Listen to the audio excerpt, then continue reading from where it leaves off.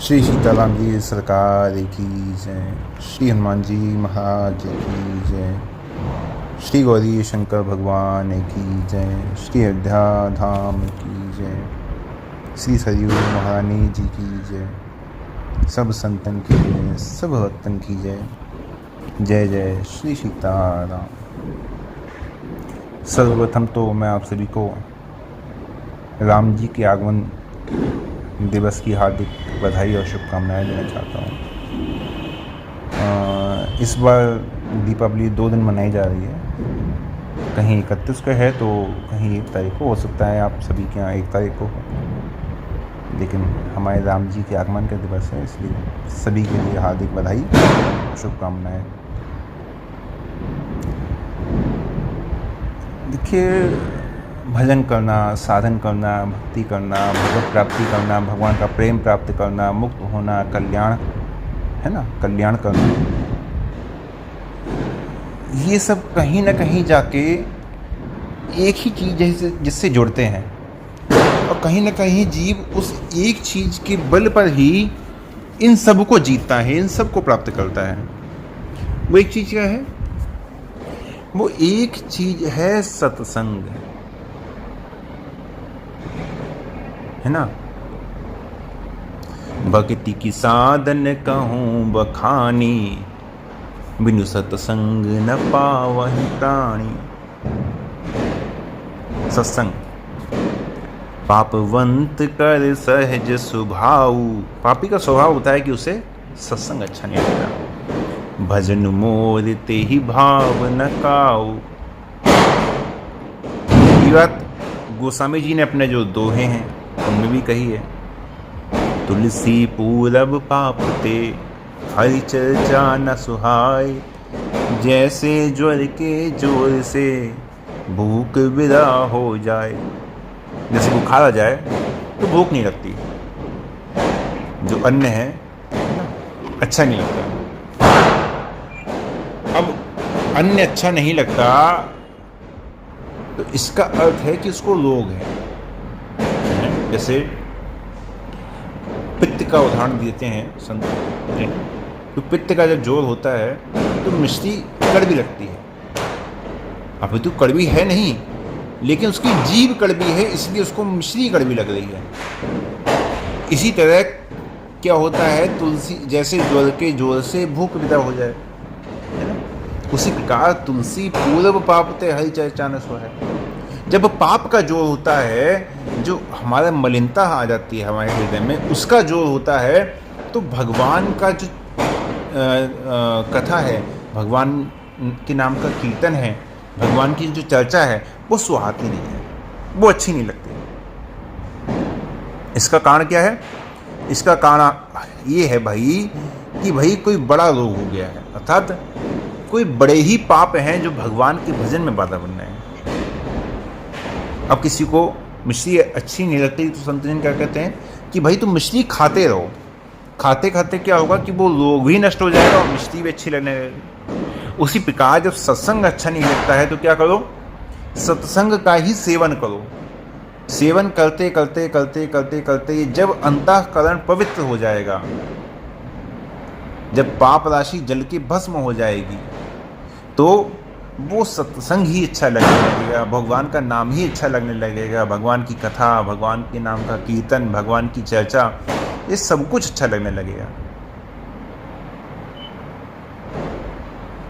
सत्संग ऐसा है जो हर प्रकार के मैल को दूर कर सकता है, लेकिन कोई इसके सन्मुख तो जाए। जैसे राम जी कहते हैं ना, सन्मुख हो ही जीव वही जब ही, जन्म कोटि अग्नासे तभी। कि भाई तुम्हारे जन्मों के पाप राशि को जला के मैं भस्म करूंगा, वो ठीक है, लेकिन ऐसे कैसे करूंगा? सन्मुख हो ही जीव मोहि जब ही। जब तू मेरे सन्मुख आ जाएगा तब तो मैं करूंगा। उसी प्रकार सत्संग से मैल का नाश होता है, अंतःकरण पवित्र होता है, लेकिन कब? जब उसके पास में जाए, जब उसके पास में जाए तब। ऐसे ही भजन में रुचि ना हो तो क्या करें? रुचि ना हो तब भी भजन करते रहें। भजन करते करते जैसे जैसे पाप नष्ट होगा, अंतःकरण पवित्र होगा, तो भजन में ही आनंद आने लगेगा, है ना।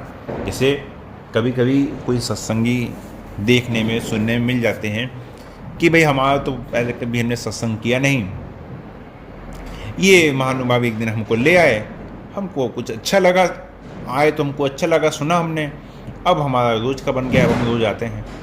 ऐसा भी कई लोगों को आता है कि वे किसी के कहने से आए थे, लेकिन फिर अब विशेष प्रभाव हो गया तो अब विशेषता से अपने लिए आने लगे। सत्संग की महिमा अमिट है, जैसे भगवान के नाम की महिमा है ना, उसी प्रकार सत्संग की महिमा है। ये ऐसा है जो रोज करना चाहिए, नित्य करना चाहिए। संसार में सांसारिक जो बाधाएं हैं वो आती जाती हैं, आती हैं मिट जाती हैं। कोई बीमार होता है, कोई लड़ाई करता है, किसी को कोई और परेशानी, कोई और बाधा होती है। ये क्या है ना, ये अलग अलग तरह के सांप हैं। ये सांप हैं जो काटते हैं, काटते हैं तो उनसे जहर चढ़ता है। जब जहर चढ़ता है तो क्या होता है, जहर चढ़ता है तो मनुष्य घबरा जाता है। संसार के विकार, कलयुग के विकार, कली केवल मलमूल मलिना, पाप पयो निधि जन मन मीना। ये कलयुग का है कि भाई कलयुग में हो तो वो विकार, वो पाप, वो मैल लगी ही जाएगा, है ना। वो जो सांप है वो काट ही लेगा। अब सांप काट लेते हैं तो क्या करता है, अब जहर चढ़ गया, घबरा गए तो क्या किया भाई, क्या करते हैं जब किसी के पास जाते हैं सफेद के पास, तो क्या करता है, बूटी सूंघा देता है ना। या किसी नेवले से जब सांप की लड़ाई होती है और सांप उसको काट लेता है तो नेवला जल्दी से जाता है, कोई बूटी सूंघ के आता है। उसी प्रकार ये संसार है ना। इस संसार में जब ये विकार, मैल, पाप, ये सब जब ये सब सर्प जब काटते हैं ना, तो क्या करो, तुरंत सत्संग में जाओ और सत्संग रूपी बूटी सूंघो, तो इस सर्प का असर समाप्त हो जाएगा, स्वस्थ हो जाओगे, प्रसन्न हो जाओगे। बस ये सत्संग रूपी बूटी सूंघो।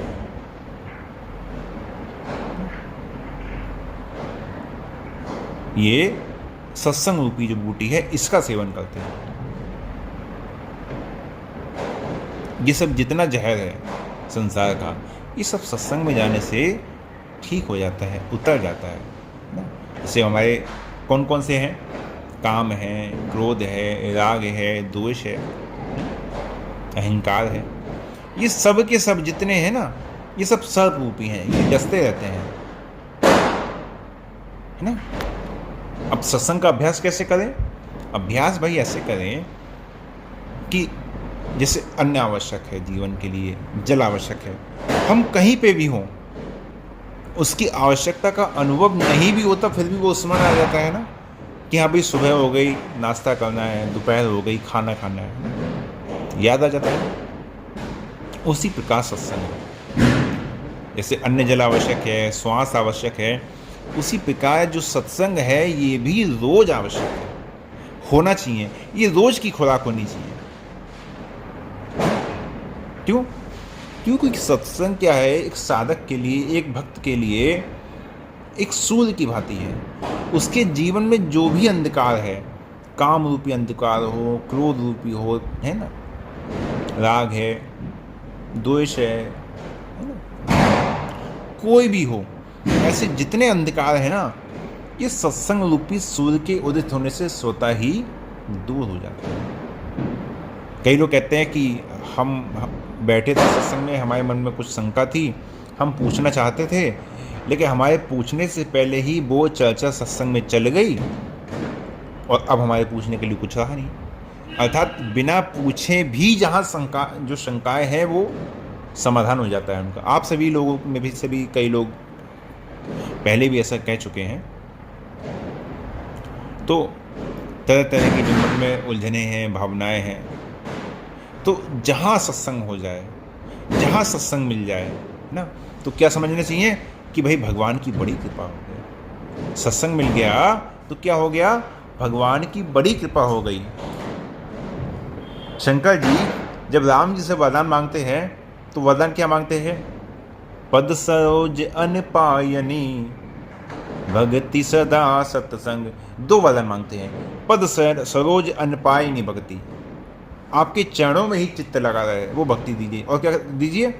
भक्ति सदा सत्संग, और आपका सत्संग मिलता रहे, ये आप मुझे वरदान दीजिए। ये शंकर जी वरदान मांग रहे हैं, क्योंकि वो जानते हैं कि सत्संग से जो लाभ होता है ना, वो साधन से नहीं होता, वो हमारे करने से नहीं होता। साधन करके जो भगवान की प्राप्ति करना है, वो समझ लीजिए कि किसी ने कमाया और कमा के धन्य हो गया, कमा के इकट्ठा कर लिए धनवान हो गया, ये अपने साधन से भगवान को प्राप्त करना हुआ। और सत्संग कैसा है? सत्संग ऐसा है कि किसी सेठ साहूकार नगर सेठ की गोद में चले जाना, मतलब वो अपना धन नहीं है, हमने नहीं कमाया है, जिसने कमाया था उसने वो धन उठा के हमें धनवान बना दिया, वो सत्संग है। ये संतों का कमाया हुआ धन है। भाई गोद में चले जाओ तो उसमें क्या जोर लगा? आज कंगाल कल करोड़पति। तो सार की बात यह है कि हम चाहे जीवन भर साधन कर लें, चाहे जीवन भर कीर्तन कर लें, जीवन भर नाम जप कर लें, जो लाभ, जो बात हमें सत्संग में मिल जाएगी वो कहीं नहीं मिलेगी। सत्संग ऐसी जगह है कि जहाँ कल्याण मुफ्त में होता है, मुफ्त में, एक ढेला नहीं लगता सत्संग में।